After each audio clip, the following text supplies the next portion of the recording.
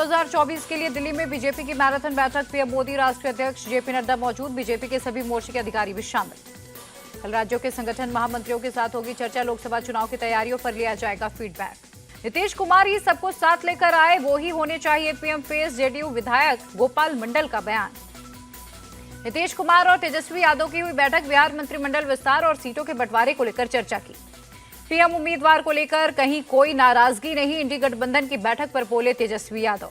नीतीश कुमार की नाराजगी से जेडीयू ने किया इंकार। संजय झा बोले, सीएम चाहते हैं सीट बंटवारे पर फैसला जनवरी तक हो। आरजेडी नेता शिवानंद तिवारी ने भी नाराजगी की खबरों को किया खारिज। कहा, मोदी सरकार को हम लोग हटा कर रहेंगे। नीतीश की नाराजगी की खबरों के बीच शरद पवार से मिले राहुल गांधी, घर जाकर की मुलाकात। सांसदों के निलंबन पर जंतर मंतर पर इंडिया गठबंधन का प्रदर्शन, विपक्षी नेताओं ने दिखाई एकजुटता। राहुल गांधी ने बीजेपी को घेरा। कहा, 2-3 युवा संसद में घुसे तो बीजेपी सांसद भाग गए, देशभक्तों की हवा निकल गई। कांग्रेस अध्यक्ष मल्लिकार्जुन खड़गे ने कहा, संविधान के उच्च पद पर बैठे लोग करते हैं जाति की बात, फिर मेरे जैसे दलित की हालत क्या होगी।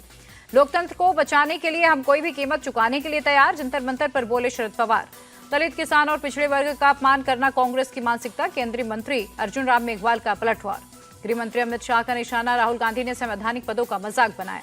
छगन भुजबल ने मनोज जारंगे के खिलाफ खोला मोर्चा। कहा, उनके सामने शिद्दत सरकार बेबस, जारंगे की बढ़ती जा रही है मांगे। छगन भुजबल पर बरसे शरद गुट के नेता जितेंद्र आव्हाड। कहा, वो ओबीसी समाज को भड़का रहे। आदित्य ठाकरे ने महाराष्ट्र सरकार को घेरा। कहा, आरक्षण के मुद्दे पर मुख्यमंत्री सिर्फ समय गुजार रहे। मनीष सिसोदिया की न्यायिक हिरासत 19 जनवरी तक बढ़ाई गई। राउज एवेन्यू कोर्ट ने बढ़ाई कस्टडी। दिल्ली आबकारी मामले में आप सांसद संजय सिंह को झटका, राउज एवेन्यू कोर्ट ने बेल याचिका खारिज की।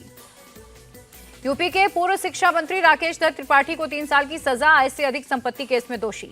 मानव तस्करी मामले में एनआईए की बड़ी कार्रवाई। भगोड़े सऊदी जाकिर को कोची से पकड़ा गया। ईडी ने पीएफआई के 5 पदाधिकारियों को किया अरेस्ट, कोर्ट में किया पेश। पहले ने एनआईए ने किया था अरेस्ट। माफिया अती के रिश्तेदार पर एसटीएफ का एक्शन। 100 करोड़ की जीएसटी चोरी मामले में कमर अहमद गिरफ्तार। कांग्रेस विधायक सुनील केदार को झटका, 150 करोड़ के घोटाले में दोषी करार, 5 साल की सुनाई गई सजा।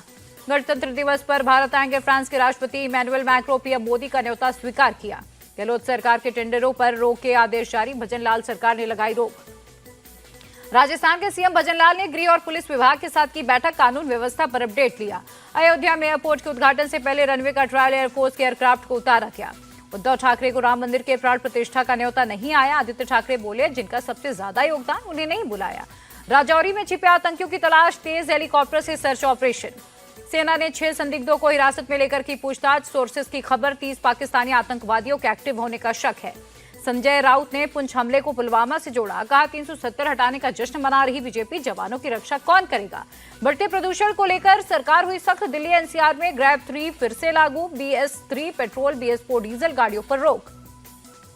बाड़मेर के पूर्व विधायक मेवाराम जैन सहित 9 पर रेप और पॉक्सो का मामला दर्ज। पीड़िता का आरोप, नाबालिग बच्ची से छेड़छाड़ भी की। तेलंगाना में लॉरी ने कार को मारी टक्कर, 4 की मौत, 3 घायल। मुंबई एनसीबी ने भारत ऑस्ट्रेलिया ड्रग सिंडिकेट का भांडाफोड़ किया। 3 करोड़ कैश के साथ 3 गिरफ्तार।